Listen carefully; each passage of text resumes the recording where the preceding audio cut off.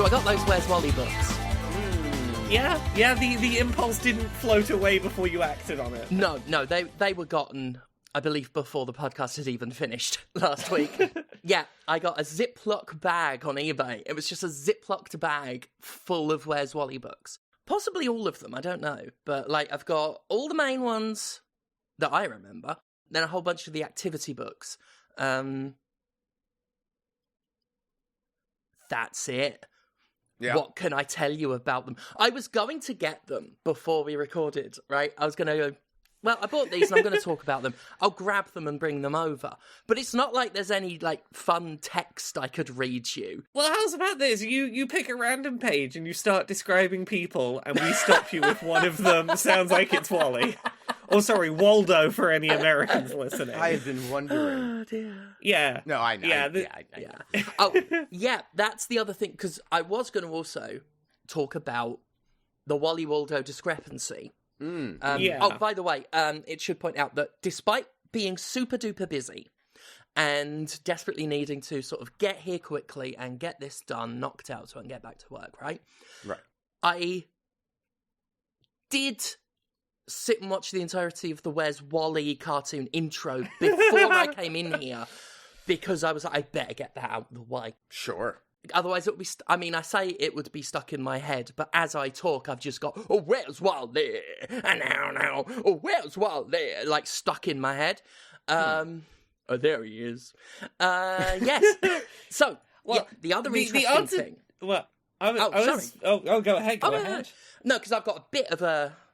It's a bit of a story, so... Oh, okay. I was purely going to chime in with, regarding the discrepancy between Where's Wally and Where's Waldo. If you call it Where's Waldo, you are incorrect. It's a British series.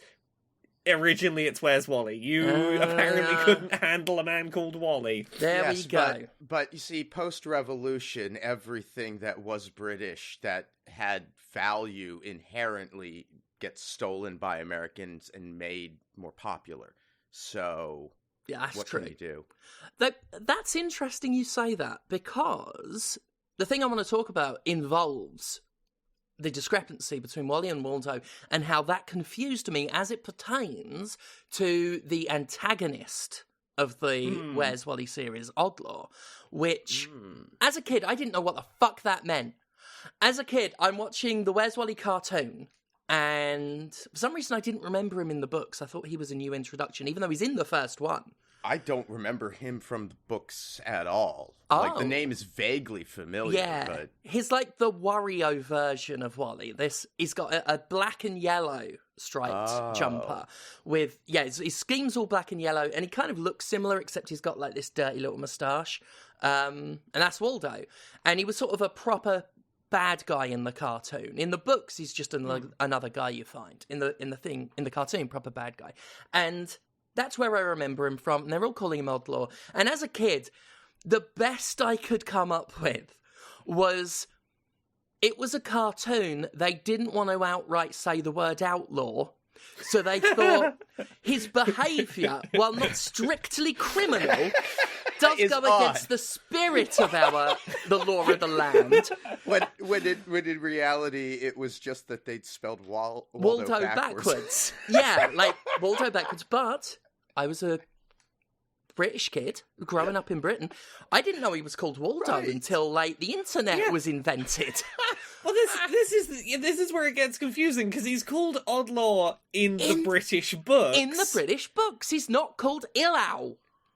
Yeah, and also to further complicate things, he's got a British accent in the cartoon. Unbelievable. As if he was a reverse of the British character Wally, but he's not. He's Waldo. He should be American. The American has the British name, and the Brit has the American. It's so confusing. Do you think he had book rights, the guy that did the books, in America, and they'd already been like, we're going to call it Waldo over here, and then he was like, Ilau is a stupid name for a villain, I'm going to go with Odlaw, and the British kids are just going to have to make their own weird canon up. I'd always just assumed Americans couldn't handle a character whose name was kind of close to Willy. Which would be funny considering Willy isn't really a rude term over there. And I Hey suppose, Arnold, yeah. the theme park in Hey Arnold was called Wanky Land. And I'm almost certain they did know what they were doing. Yeah, probably. Yeah. But yeah, there is an episode of Hey Arnold where everyone's just repeating the word Wanky Land, which sounds like heaven. Mm-hmm. I want to live in Wanky Land. I do. Yeah. It doesn't. Oh dear, do you remember that old YouTube video? Well, it was pre-YouTube, the old claymation about the guy that does a shit and then wanks onto it and then summons the wanky shit demon. I must have missed that. Oh god, you have unlocked a thing in my head I'm the wanky that I didn't shit realise demon. I knew. You can wish for anything, so long as it's made of shit or wank. Good times. Good times. I believe that's pretty much everything I've got on the docket. I was going to do a bit about finding a no-sided love heart, but that was the entire story. I found I was eating a packet of love hearts, which are some of the best sweets in the world. And for those who don't know, they have little hearts printed on them with little words in them. Like, you know, or little phrases, I love you, or hot stuff. Yeah, we call them sweethearts here. Yeah, They're generally, that's it. Yeah, they're generally only available around Valentine's Day, and they're They're chalky. sherbet chalk. Yeah. They're fucking great, is what they are. But yeah, sherbet chalk, basically. I'm not a fan. No. But... It's more about the expressions. You know, you want to talk about. So this is great. This past year for Valentine's Day, they sold misprints. Oh, on purpose? Yeah, they sold slightly fucked up misprints, which I fucking love. I love that they found another way to squeeze more money out of the holiday. Why not? I don't know if you had an alternative in America, but I don't know, Laura, if you remember Jibes, the edgy alternative to Love Hearts. It was very short run. I think this was like the 90s. That was probably the peak of stuff is for boys and stuff is for girls. Oh yeah, these are the ones where, like, rather than being like a lovey-dovey message, it's like, oh, wimp. Yeah, like, wimp, jerk, bog off. Yeah, just smelly insults. head. Really tame milquetoast insults. Tame and milquetoast would have been a good jibe. And instead of like a heart shape, they were in a speech bubble. And I got them and I loved them because they were just love heart, which I never really considered indicative of my 9-year-old masculinity. So I just kept getting them. I wasn't ashamed. I'm not ashamed. No, Listeners have eaten love hearts or jibes. It's all chalky sherbet as far as this cat's concerned. The no-sided love heart was followed by a love heart that had sorry printed on it, and I found that quite fun. And now I've said everything I intend to say for the rest of time. Well, I'll have to take the reins then and tell people this is Podquisition. We talk about video games sometimes here. You absolutely will. Stuff. God damn it, why did I already break the fucking veil of silence? Oh, well. Well, now that it's broken, you're just going to have to talk about some video games, probably. How many things have people played this week? Who's played stuff? I played 2 games and I watched the same show you did. I played one game that you did and didn't watch the show, and am very angry about how I haven't had time to watch the show. Should we get the show out the way in spoiler light terms so we don't ruin anything for Conrad? Why not? And yes, very spoiler light. We'll just give, let's just say we'll give opinion. Yeah, we watched that Fallout show. We did. We watched the Fallout show. Me, Fee, and Echo, we all watched it here, and was really glued to it. Like, I put on one episode, and I just intended to watch the pilot, but we ended up like going through it in 2 days. I really liked it. I found it very well written. I found it like better written than any of the Bethesda's games, at least. Had a bit of a Game of Thronesy sort of quality to it in the way the plots were intertwining and stuff. Really thought the characters were fun. I laughed out loud quite a few times. Yeah. The line about the chickens, the whole everything to do with that particular character was so good. Your intestines might fall the fuck out. It's so good. It was pretty impressive, because the thing I kept thinking about is, for a series that is so quintessentially about one person on a very lone trek through the end of the world, They did a really good job of making that into an ensemble story. Oh, see, I don't see it as that. I've never seen Fallout as, like, yes, the plot is about one guy, but the game is about the setting. It's about the people who populate it. I think that the show absolutely nails being about the setting as well. Yeah. That's what I've Like, heard. so much of what it is about is contrasting what the vaults are like versus what the wasteland is like, and what that kind of world can do to a person. So they really go in on it more than the games. Yeah, they do a very good job of being like, we're going to give you a lot of time to really breathe in different settings and perspectives on an interconnected set of spaces, but ultimately like one kind of story. And they did such a good job of like really fleshing out a lot of the breadth of what living in that world sort of entails. Yeah. And it was pointed out, I think they first noticed it, is all of the kickoff, various kickoffs with characters for the plot, is all the start of the games. Like, yeah, the start of each game is sort of represented in those storylines, except for the very first game, the beginning of which is represented brilliantly. That's the other thing, is like, unlike a lot of these things, it is not packed full of references and constant in-jokes. It's just another story in the Fallout universe. I would be very happy, actually, if this was considered canon in the Fallout universe. My understanding is it is. I'm happy The with intention that. is for it to take place in canon. I believe it takes place like 20 or 30 years after the current... all of the games that currently exist, then 20 or 30 years later this happens. Yeah, they do a good job of... They're not trying to adapt one particular story, and they're not doing too much of the, hey, it's that thing you know. Yeah. They indulge maybe one big example of that toward the end of here's that thing. Oh, I mean, I'll tell you what, I think they earned that, the big the big fanboy moment, because they were so restrained. What surprised me was watching it, they've held back on so many iconic things for presumably, the next season and stuff. And I respect that. Yeah. I respect that we weren't drowning in, like, iconic monsters and enemies and places. They have been measured and restrained, and it carries with it a confidence in its own writing and characters that it doesn't need that shit. I think one of the things that it does really well is it uses the concept that, like, all of the vaults in the Fallout universe are all very disparate in how they are run and what their purpose is and the societies that they end up creating. Yeah.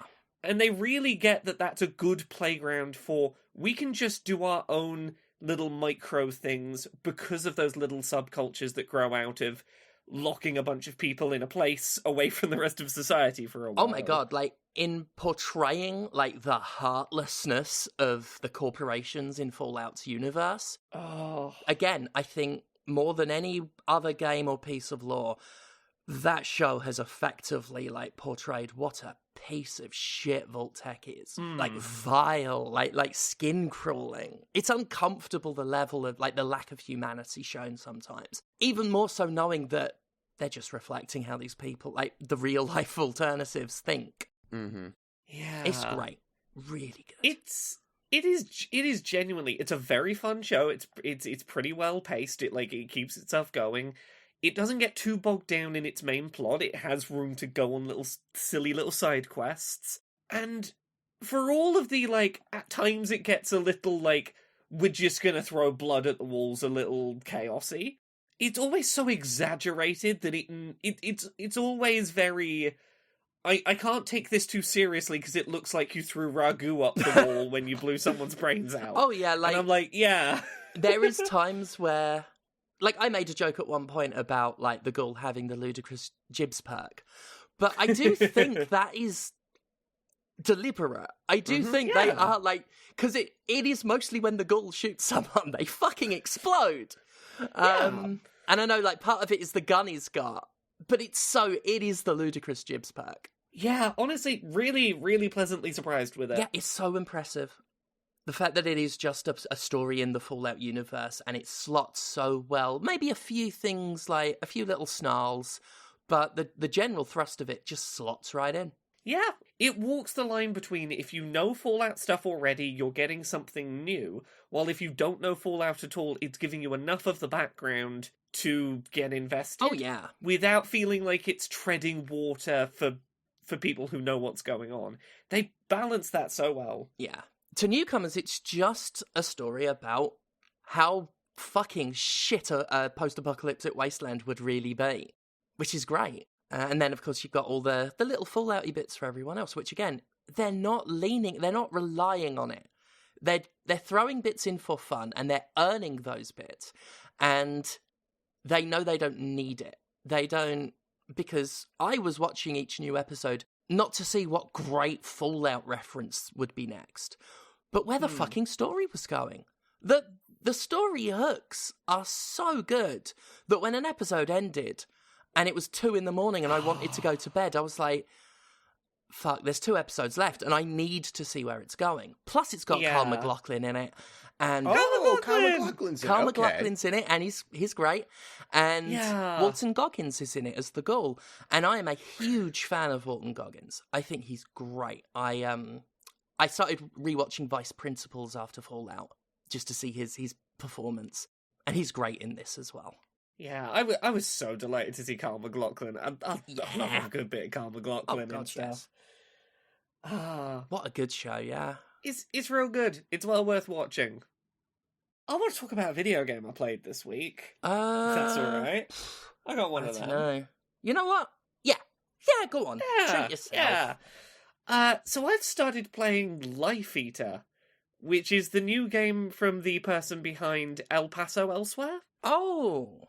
Yeah. So they've got a new game out, and the best couple of word description I can give you for it is spreadsheet management serial killer simulator. The gist of it is you are playing as some guy in deep South America, your sort of trucker hat wearing, sleeveless shirt, kind of American flag waving type of guy, who one day about 20 years ago, he met God. God reached out to him. He's like, hey, I'm Zimforth. The world will end if you do not sacrifice in ritual murder to me once a year. I'm going to get a bit particular. I want it done a certain way. Sometimes I'll give you vague hints about who needs killing. And the world will literally end if you do not go do murders for me. I am Zimforth. Oh. Don't test me. So it is a game of a man spending 20 years just in between he just lives his life, and about once a year Zimforth will send a message down and go, hey, this year I want someone who won't be missed. Find them. Go do a kill on them.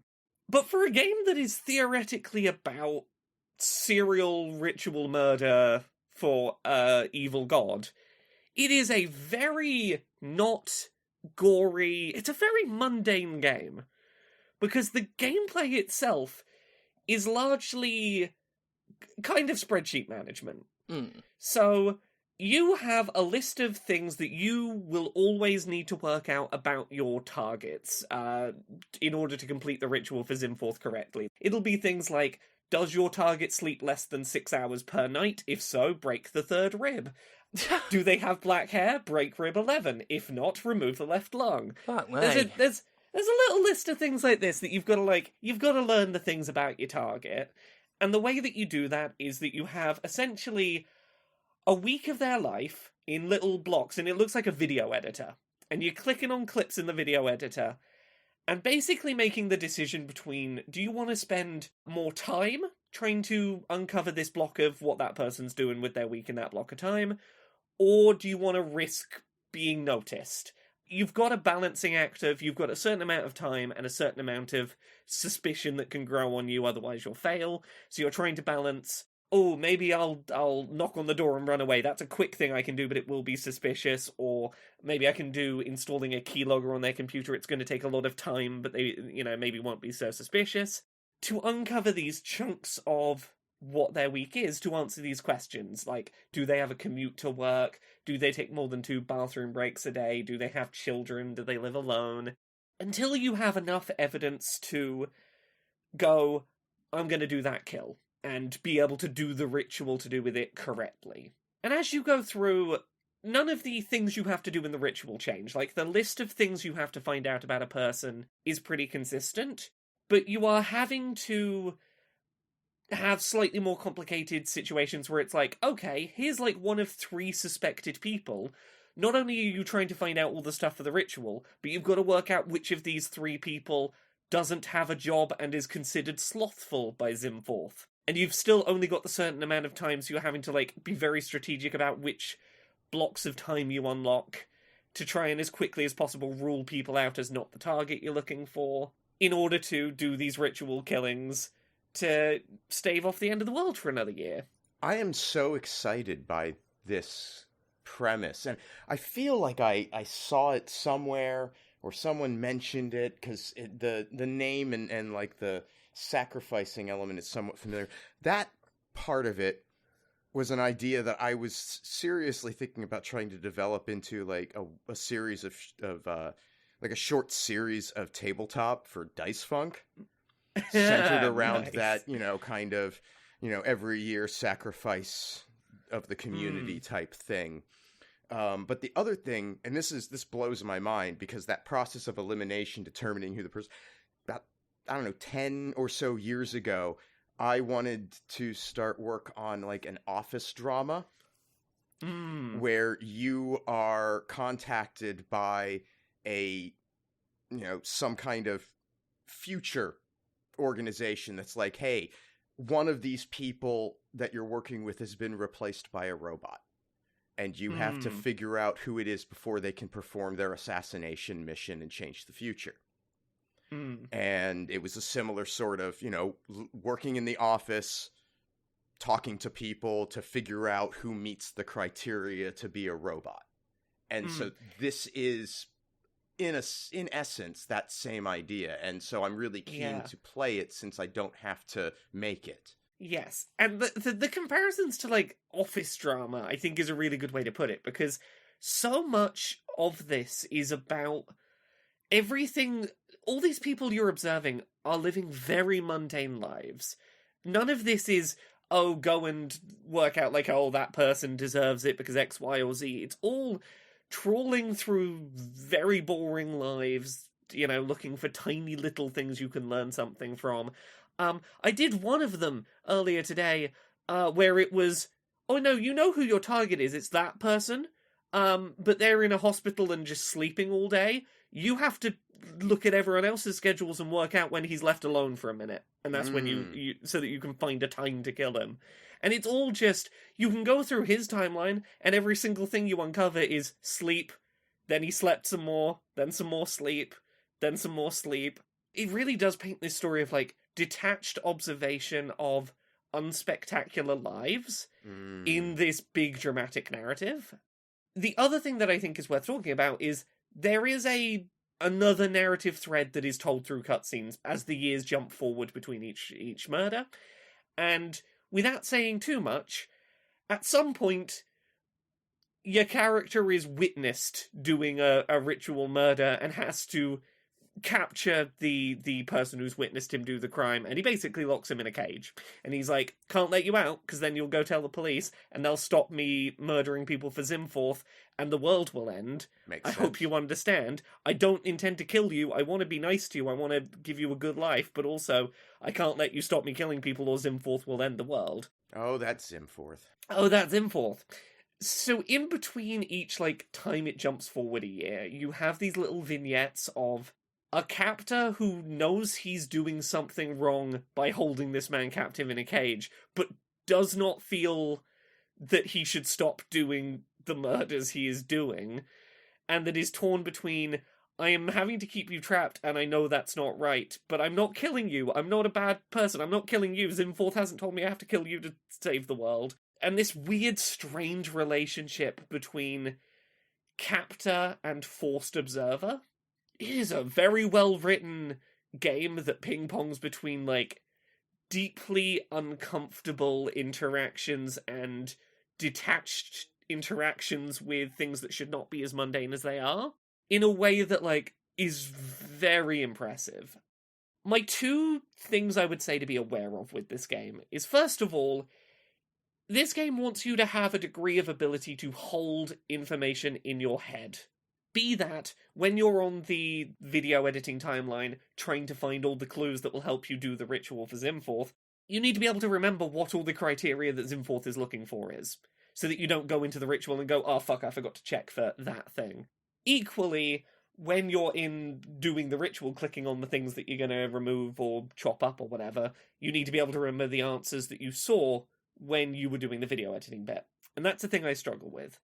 Initially, my temptation was to think I might need to play this with a notebook, and I did stop at the thought of, am I going to have a notebook that's like, okay, break rib 3 because less than 6 hours sleep, and a list of, like, names and times they did things. Ultimately, I found, like, playing this on my work PC with a screenshot of the ritual screen captured and on my other monitor was enough that, like, if I didn't have to hold one in my head, I could reference the other and sort of do it okay. But if you struggle with remembering what you need to check for and then remembering the answers when you're inputting it, you might struggle a bit with this. The other thing I will say is, I haven't quite finished this yet, but I am very, very, very curious how they're going to end this game, because I think this is spoiler-free to say, because this is a concern I had right from the start of the game. Anytime you have a narrative about someone doing violent crime on behalf of a god, it's very easy for the answer to that to be, oh, God wasn't telling them to do that, and the world wasn't going to end if they didn't do the murders, they were just mentally ill. Oh, look at the scary mentally ill person doing a bunch of murders because he's mentally ill. And I don't know if that's where they're going, or if, they're gonna canonically make it that, Zimforth was real and was threatening to end the world, or if they're just gonna be very vague about what the reality was. With any narrative touching on these kind of themes, that's always my, caution point that I'm kind of concerned about. Yeah. And I want to know where they land that. Because it wouldn't be the first time. Like, me and Jane played a escape room board game box maybe a year or two back. That literally that was the premise, was that it turned out like, oh, you were just mentally ill the whole time. And it's like, that's not a fun answer to a thing like this. And I mean, it's boring. Like, at this point, yeah. Like, even leaving aside the stigmatization, which is, obviously a very valid thing, it's such a boring trope. Like, can you not think of anything original other than, oh, turns out they were crazy? Like, come on. And here's the thing, with this developer and having played, like, El Paso elsewhere, my gut says they're better than that. And that's probably not where this is going to go. I would be very disappointed if they didn't. I would be disappointed and surprised if that was where it was going, but also I haven't gotten there, and I feel like if I'm going to say that this game is interesting and worth checking out, I don't yet know whether I would ultimately kind of caveat that. Yeah. So bear that possibility in mind, and that I don't know the answer to it, but it is a really interesting, unique little game that does a great job of making something that should be very personal and visceral feel very detached and methodical in a way that serves its narrative very well.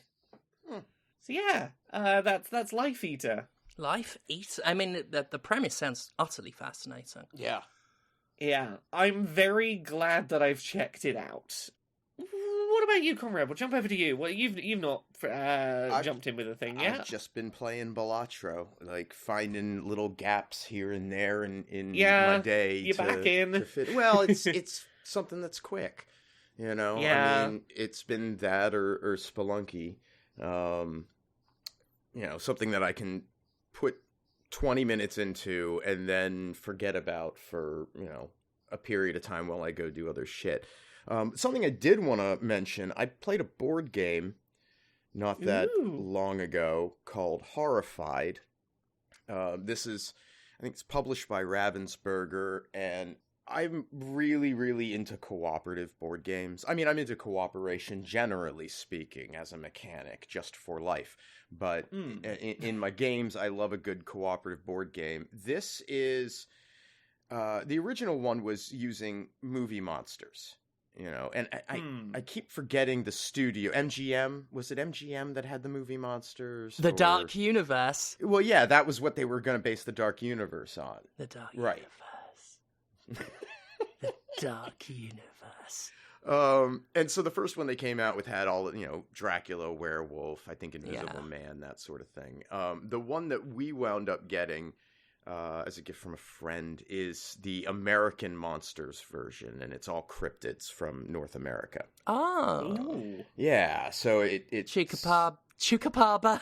Yep, the Chupacabras in Jersey there. Devil. The Jersey Devil's in The there, Man yeah. Moth. Yep, you're correct.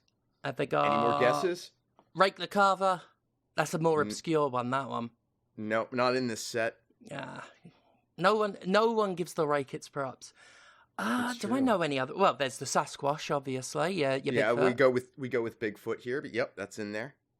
There's two more, and they are a little more obscure. It's the Ozark Howler and the Badlands Banshee. Oh, I'd never gotten them. Nah, came with nice little models, and so I painted all of them up, and they look neat. And you have a town, and you can play against up to like 4 of these monsters. I'm sure you could try to do it with 6, but it would be impossible to win. And each turn, you get to perform the actions of one of your investigators, moving around the board, collecting items that are, you know, used either to defend yourself or to resolve the goal required to eliminate a specific cryptid from the game. The goal is to neutralize all of them.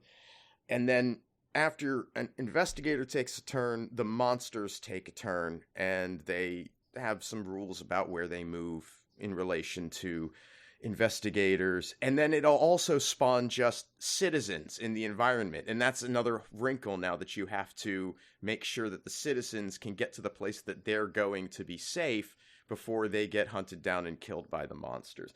And so it's just a lot of managing a bunch of different elements at once and trying to prioritize. It's pretty easy when you only have 2 monsters to deal with, we've found. But then once you kick it up to 3, I'm expecting... We haven't gotten there yet. I think that'll be our next run, but I'm expecting it to be quite a bit more challenging. But it's just a really good, simple little co-op game. Some of these get overcomplicated with mechanics, or you just feel powerless even though you have all of these people working together. Some of these co-op games can really like bury you, but this one seems to have a good balance in terms of offering you a difficulty that is approachable while still providing something of a challenge. I'm into it. I don't think it's made anymore. I think the only one that's like in print of this series is Greek Monsters, but hey, if you like playing Hades, maybe you'd be into that. But it's a pretty well-balanced game, great components. I'm a fan. It's on Tabletop Simulator too, if you want to check it out. Oh, cool. The name of it again is Horrified. Horrified. Yeah. Yeah. I can give a recommendation of a board game that is similar, that is in print currently. That might be worth folks checking out if they can't find Horrified. There's one called Final Girl. Oh, sure, I've heard of that. Yeah, which is very similar premise. You've got your classic horror movie monsters just sort of legally distinct done. So you've got your Freddy Kruegers, your Alien, your whatever horror movie you're trying to do.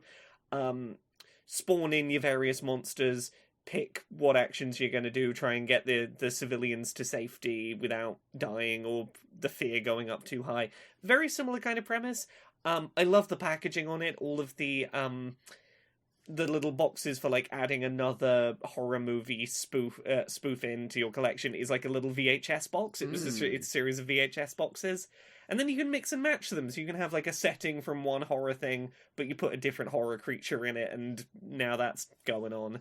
Somebody made a mod for Horrified, because as I say, the original one was movie monsters from the 30s and 40s, and they made rules to adapt more modern movie monsters up through the present day. And I think they call that mod Terrified. It's also on Board Game Geek, or it's on Board Game Geek and on Tabletop Simulator. So you can check that out too if you're interested. Nice. Yeah. What about you, Steph? What have you been playing this week? Why is one of the most famous artist depictions of the Jersey Devil wearing little booties? That's a great question. Has he got they look like little sandals. Those hooves get cold. Maybe people saw him and he was wearing booties at the time. I'm not one to judge. If the Jersey Devil wants to wear little booties, go for it. I just got a message from someone telling me something they did last night, but I don't think I can mention what political party they're a member of for which city. But apparently the threesome was quite good. Anyway, moving on. I played... What else did I play? I played Princess Peach Showtime some more. I'm actually posting the review pretty soon after we're done recording here, so that will be up before. It's mediocre. I've played it enough, and I'm like, you know what? It's got nothing to show for itself.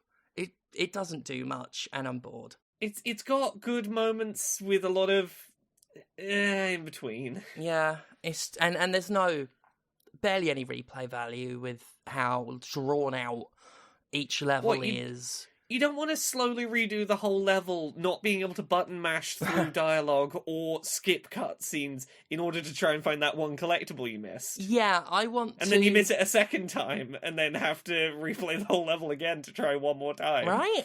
There's nothing like having to sit through that twice for one item. You don't even really need to complete the actual game. Yeah, it's really worth getting that item to just sit through unvoiced dialogue that doesn't even really have sound effects attached to it. It's just quiet text and these little sequences, and every character, like every outfit that Peach puts on has like one main ability, and that's it. And they don't even implement the gimmick in imaginative ways. You know, Cowboy Peach has a lasso. She lassos stuff with it. That's it. And especially coming off the back of Mario Wonder, it's just disappointing. It feels like their heart's not in it. I think that's the thing that jumps out at me. It looks like it was made by people who just, their hearts weren't in it. They just weren't into doing this, which is a shame. And that's pretty much all I got to say about that. So I'll quickly move on to another game I've been playing, which is a game by Way Forwards. They gave me a review copy of Rose and Camillia, which is, imagine if Punch-Out was a period drama crossed with an anime, and that's Rose and Camillia. It's Punch-Out, but elegant women slap fighting. And no one has told me this game exists. Yeah, it's sort of come out under the radar, I think. It's fine. I think I'd have preferred it if it was a free demo that just had one slap fight. Because even though each opponent will have like different ways to try and psych you out, it is still largely the same thing. The gimmick of playing it on Switch with Joy-Cons is fun. Like, you know, you're waving your own hand to slap. So the idea is, you know, one of you takes a turn to slap, which for the slapper involves getting the hand in position and then trying to slap it before they can react. So you might like jolt your hand a bit but not slap, and then they might flinch, and that's when you slap them. And the same thing happens when it's your turn to avoid a slap, which is just sort of holding a button and shifting the Joy-Con a bit. And the opponents will, you know, have little tells. Like there's one character that she'll hold up her finger before she slaps you, so you know when to dodge. But if she holds up two fingers, you know that when she goes to slap, she'll also slap again with a backhand. So you got to dodge twice. And then if you successfully dodge, you can do a counter slap. And that's basically it. The feints are different, stuff like that, like different clues to watch out for.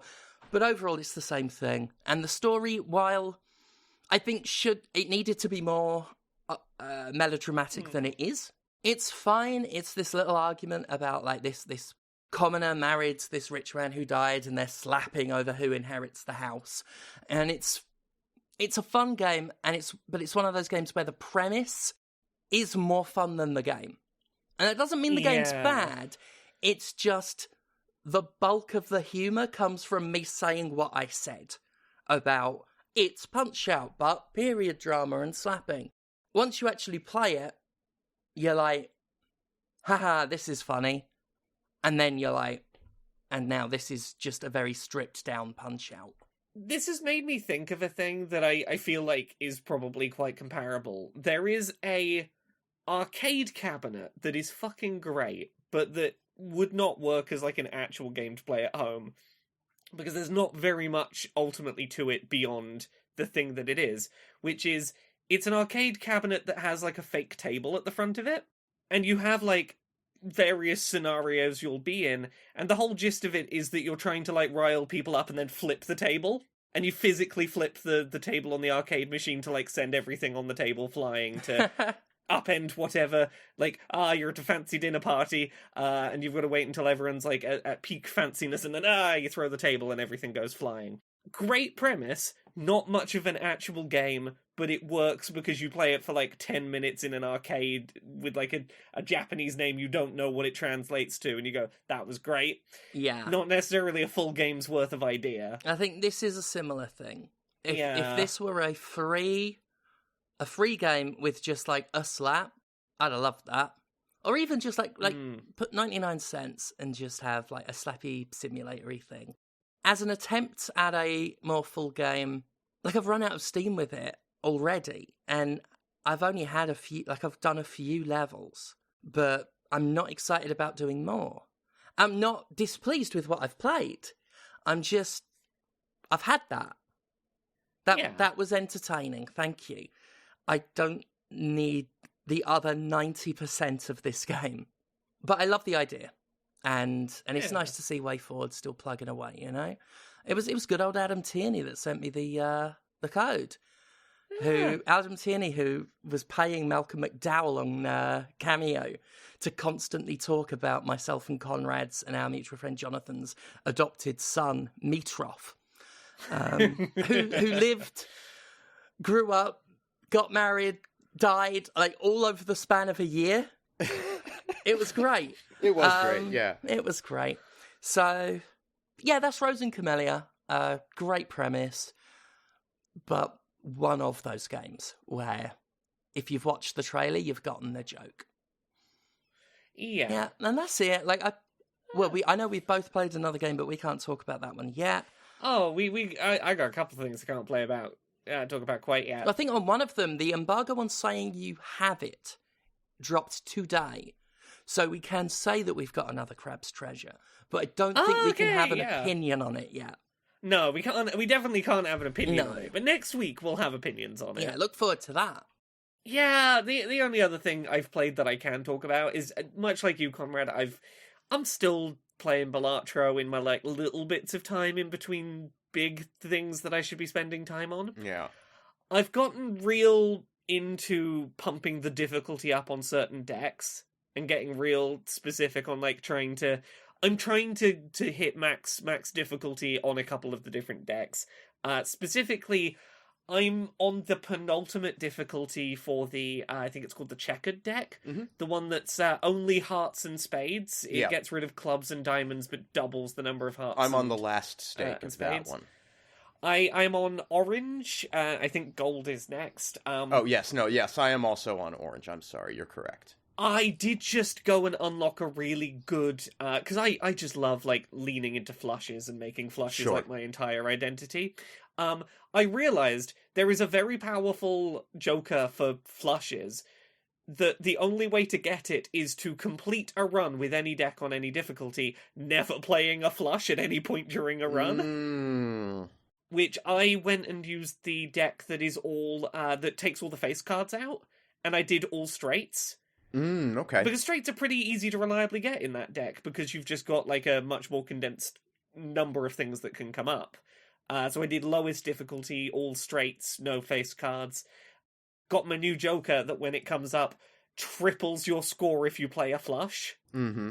Or triples your multiplier. And I was like, yes, that is what I need. But beyond that, I've just been trying to chip away at that one particular deck and see if I can get it to gold difficulty. Yeah, I had been on that trek with that deck and got frustrated because the orange stake is really, really difficult. It's a real spike. It is, yeah. And so I've been moving on to some other decks. I've been playing a lot of the green deck, which really changes up my strategy a lot because a lot of my focus tends to be on getting money for the shop. And because the green deck earns you double the money for leftover hands and gives you $1 for every discord, but eliminates interest, it, completely switches up my approach. And I've had good luck with that. In fact, while we were recording here, I finished I think the green stake run, or so I'm close to orange on that also, but I like the idea of using the abandoned deck for straights to get that flush joker, but at the same time I don't know if that would save me even on orange stake with the checkered deck. Like, I think there has to be another way. Like, there's something strategically I'm not thinking through to get there. I very almost completed orange stake on that checkered deck with flushes.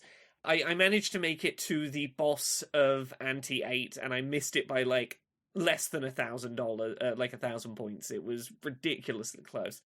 I ended up having a deck that was all built around straight flushes. I had a couple of good early spectral packs that got me the thing where it's it gets 5 cards out of the hand, are just removed from the deck entirely, but you get $20, and I had that a couple of times in a row, and it kept lucking out and removing. Most of my face cards went within a couple of spectral packs, and then I spec'd as much as I could into turn all of the deck into one suit, right? Get modifier for every time I play that suit, and then go straight flushes rather than just flushes. And that was enough that I almost got over into gold difficulty. So I'm getting there. I'm finding strategies. I'm seeing stuff that's working. The other thing for the orange difficulty that didn't twig with me for a long time is that at a certain point you stop getting rewarded for discards. Yeah. With money. Yeah. And realizing it's much better to use up all of your discards in such a way that you can single round win the hand and get more money for fewer played hands. That took me way too long to catch up on. And that's always sort of been my approach to it, because if you use 2 discards but save a hand, you're still breaking even. Yes. You know? But that maths had worked in my head, but I hadn't realized it swayed even more than that. Yeah. But yeah, that's everything I've played. Have either of you played anything else? That's it for me. Yeah, that's it for the stuff I can talk about. Well, in that case, we got a couple of other bits we can talk about. Let's, where do we start? There's an Apex Legends tournament happening in Saudi Arabia. Oh, mate, they can cross-promote with the WWE. Yeah. They can all bathe in the blood money. Yeah. So, people have understandably been concerned, going, hey, you're choosing to host this tournament in a country where some of your players might not feel safe to come and attend the tournament, either as a competitor or as a viewer. Some of them may not be fucking allowed. This is something, this is one of the most disgusting parts about, when the WWE, because they still go there. And one of the most disgusting things about WWE doing their Saudi shows is one of their performers, Sami Zayn, is not allowed in the fucking country.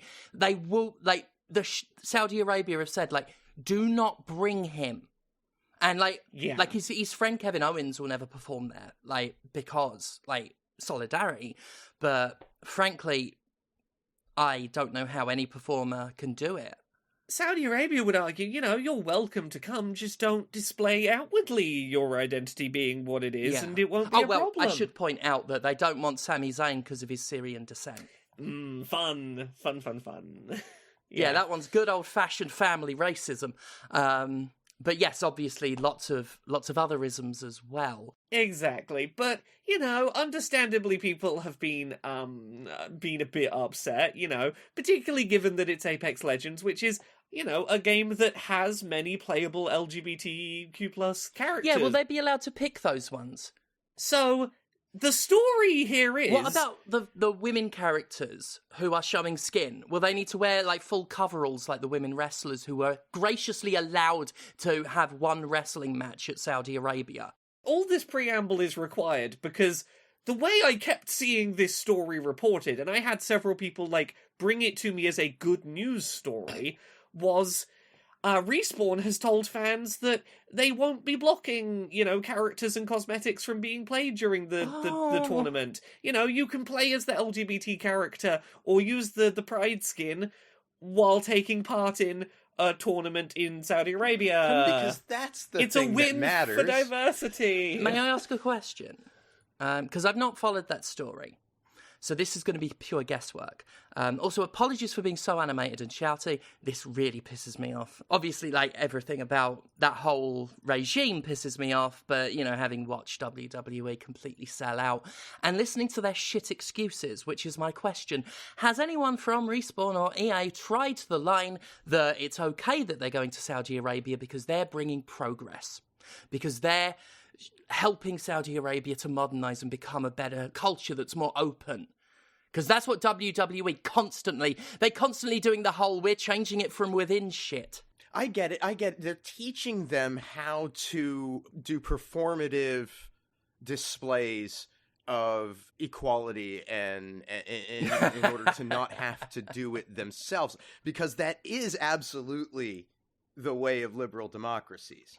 Yeah, and it's certainly the Saudi EA way. Hey! I can tell you they haven't made a statement like that because I can read you the entirety of their statement, which at no point addresses, the real world people who cannot come and attend this tournament because it's being hosted in Saudi Arabia. Here is the full statement. We are not changing the game. All Legends will be playable. No Apex Legends content, legend or cosmetic, will be restricted at the EWC event. Very brave, doing nothing. We're doing nothing and we're very brave. Laura, in Saudi Arabia, the fictional characters of Apex Legends have more human rights than you and I. We're lower on the totem pole than fictional characters now. Fuck me. So yeah, that's happening. Cool, great that your Pride skins and whatever are allowed, but it doesn't fundamentally change the problem. Stop fucking allowing Saudi Arabia to launder their image through hosting media events. Also, it should be pointed out that what Respawn says before they get there and what will happen are two very different fucking things. Respawn can say, we will not prevent anyone from using those characters or skins.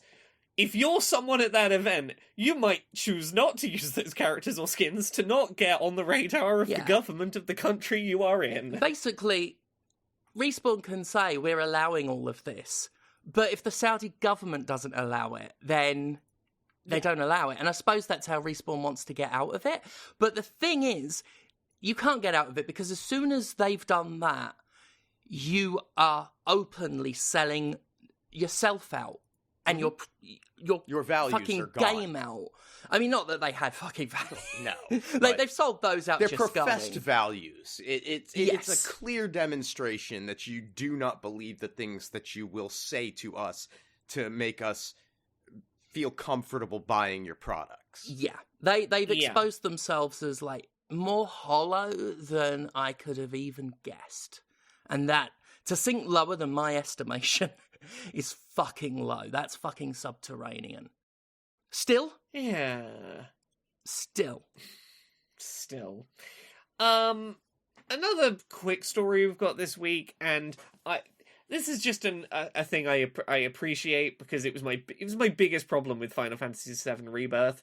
Steph, did you ever have a point in Final Fantasy VII Rebirth where you lost or almost lost a lot of progress because you chose an option in a menu after losing a fight that said something like restart from past checkpoint, and you assumed that would be just before the fight, but it was actually like 2 hours ago. No, did you not encounter this issue? Laura, you would have known about it because I would have shouted. You'd have got a message. I experienced this, and so did a bunch of other people, because there is a really confusing menu that Final Fantasy VII Rebirth had when you lose a battle, and it's specifically, you know when you sometimes are like, I'm going off to go do a dungeon, and it's like, are you sure you're ready to go and do this? Yeah. In those events, sometimes when you die in a battle, it will give you a series of very similar sounding descriptions, and one of them was like, restart from checkpoint. Right. And you would assume that would be your last autosave. Which, like all video games. Yeah. Yeah. No, it means like when you said, are you ready to start this whole series of possibly 2 hours of dungeon? And the problem is, there is a way to avoid losing that content, which is you very quickly realise, go to load, find your autosave, which is 2 hours ahead, load that autosave. But if you don't instantly realise what's happened and you accidentally, like, walk around trying to work out what you've done and, like, another autosave pops, you've just lost that 2 hours of progress. Fucking hell. Yeah, because I remember those moments of, like, are you sure you want to, etc. And yeah, they last ages. Yeah, so I experienced this and thankfully worked out I could load my autosave. I saw Patrick Klepek fell foul of this and didn't realise that autosave could be used to recover it and lost like hours of progress. That has been fixed in the new patch for the game. They've reworded all of the retry from blank prompts so that it's much clearer if you're about to reload a save that's 2 hours ago and not the autosave you think you're loading from, like, just before this fight. That would have fucking destroyed me. I'd have been so... I don't... Fuck! Yeah. Look, it only happened to me once, and once it happened, and I thankfully worked out how to dodge it, it wasn't a big problem, but it's such a badly written menu, and yeah, I'm glad that's been updated. We got a nice story here that comes out of a bad story. Nintendo recently shut off the online servers for the 3DS and the Wii U, so you can't, go online on those systems anymore. Terrible for preservation, etc. Except you can! People have made a new, basically a fake version of Nintendo's online servers that you can continue to play 3DS and Wii U games online. It's called Pretendo. I was so happy to see this. On the one hand, I hate that we have to do this, but I love it. It's a symbol of hope when people can come together as a community and address a problem and make other people's lives better. So, first, I'll start with the entry bit, and then where it gets, in my opinion, even better. So, if you have a hacked Wii U or 3DS, this has been available for a little while. They've had this service available that you could just connect to this rather than the regular Nintendo network. And you have, like, a new friends list and all that stuff. Because you're not connecting to Nintendo servers, you're creating a new set of friends lists and whatever. But it brings back functionality for stuff like Miiverse that didn't work anymore, and like brings all that stuff back and lets you play your online games. The thing that's cooler is apparently the people who make Pretendo have been sat on this for a couple of months, knowing that they could do something better and not announcing it, so that Nintendo couldn't issue a patch to stop them before the servers went down. They were like, look, we know what date Nintendo's last ever patch for those systems will be, after which they can never patch it again. We'll just keep quiet. Beautiful. It's what we always say on this show, like, keep it on the down low. Yeah. So they've not managed to do this for 3DS yet, but for Wii U, you don't even have to have a hacked system. You can just change your DNS address and connect to this new alternate version of the Nintendo network. They found a DNS exploit that just allows them to go, just change this one little number, and it acts as if you're still on Nintendo's network. Lovely. That's great. Well done, people, keeping fucking quiet about the fact they found a cool exploit. And the last one, and there's, it's not much of a news story, but I think it's worth noting. We're getting real close to Hades 2 happening. Oh, God. When is that? Well, we know it's coming this summer, but there is a technical test happening that you can go on Steam right now and register your interest in to be one of the first people that gets access to Hades 2, and that is, like, very shortly happening. Ooh. And then very soon after, the game will be going into early access.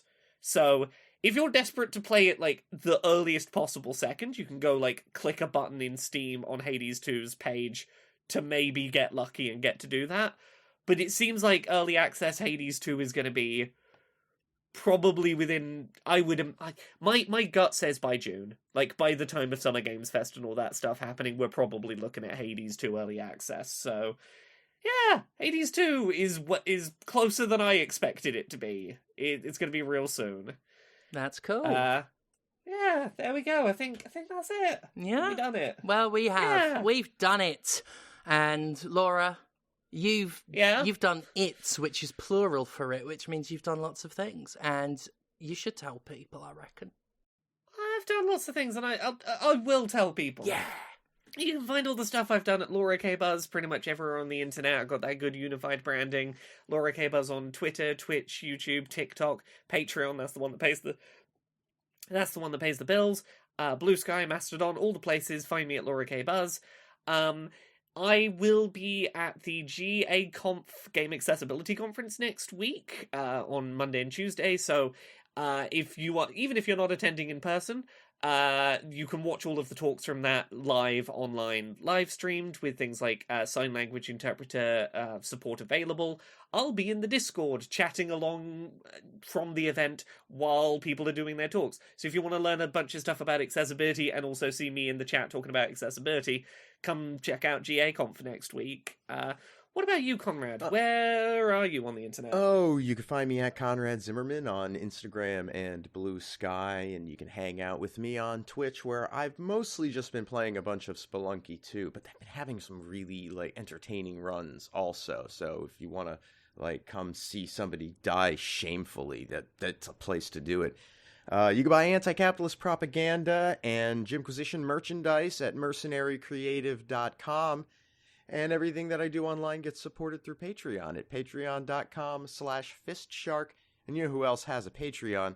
Stephanie Sterling. That's correct. Patreon.com/Jimquisition, which supports all of the stuff. My next wrestling date is confirmed for May 9th. I will be back in Leeds for True Grit Wrestling. So if you look that up, that'll be at the Left Bank venue. Leeds, May 9th, True Grit Wrestling. We also have the July 8th Pride of the Ring show in Blackpool with PCW. There are other dates currently unannounced. Also, hopefully, we're close to being able to talk a little bit about a game I'm writing for. That it's a new IP, but there's some good pedigree there, and it's very exciting. And more Vampire Survivors stuff. I will be contributing to the Vampire Survivors Adventures mode, and we'll have some more stuff coming. Very exciting stuff. Other than that, thank you all for listening, and we'll see you next time. Bye. Bye. Bye.